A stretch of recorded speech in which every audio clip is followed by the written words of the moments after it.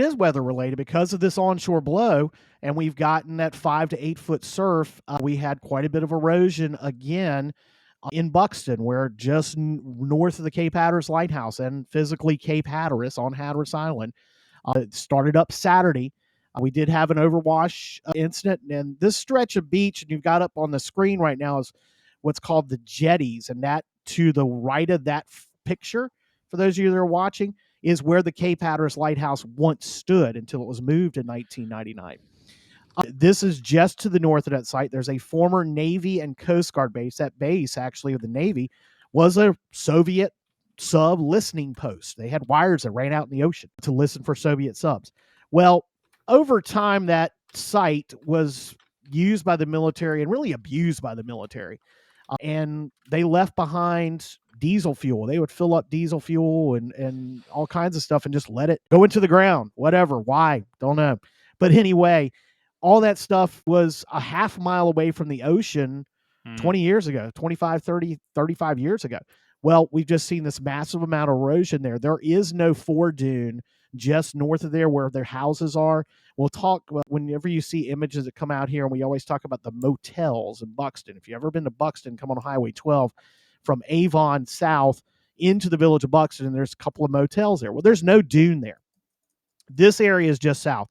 And James, you had up earlier the map that shows where the area is closed. Well, what's happened is old infrastructure, diesel fuel, petroleum that's in the ground there, the erosion has just exposed it, and it showed up again this past week and has washed into the ocean, and that's forced a beach closure from the end of those houses in North Buxton all the way down to what's known as Ramp 43, and that's off-road vehicle Ramp 43, right down to which people take to go out to fish at one of the most popular and most well-known surf fishing spots in the world, Cape Point.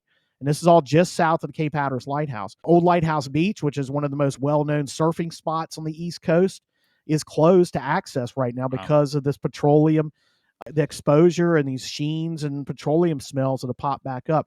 The Army Corps of Engineers, about 6 months ago, had a contractor out, and they cleared quite a bit that was exposed in September 2023 by an offshore hurricane, and then worsened by another offshore hurricane and a series of nor'easters into early 2024, and thought it was cleaned up. They were coming back to do more monitoring, and well, more of it's been exposed.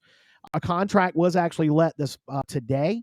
It was announced that they have awarded a contract to get a contractor out there to clean up more of this mess that next week, and they're supposed to be doing more monitoring of that site. That was supposed to be starting next month, and of course, more of it came out. So there you go.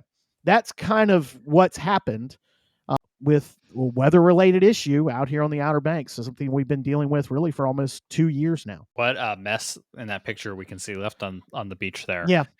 And one thing I will note, and we get a lot of this, is just like we talk about the storms earlier, and one person posts a model of a Category 3 hurricane over top of Cape Hatteras. And what happens?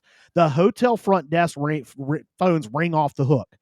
We heard on the Today Show, there's a tropical storm coming. We want to cancel, or they want to reschedule their stay at Myrtle Beach and come here. It's like, no, calm down. Tropical storm is just going to rain. Same thing with this. Everybody's saying, well, we got this massive beach closure now. No, it's only a half-mile section. It is one of the most well-known sections. It's been on the top 10 of Dr. Beach's lists for many years. Stephen Leatherman down at Florida International University, who puts out a list every year of the top 10 beaches in the United States. He had to pull that list, or pull Cape Hatteras from that list because of this contamination happened. But still, we've got 110 miles of oceanfront here. We're fortunate enough to have that. There's still plenty of beach that's pretty safe to go to.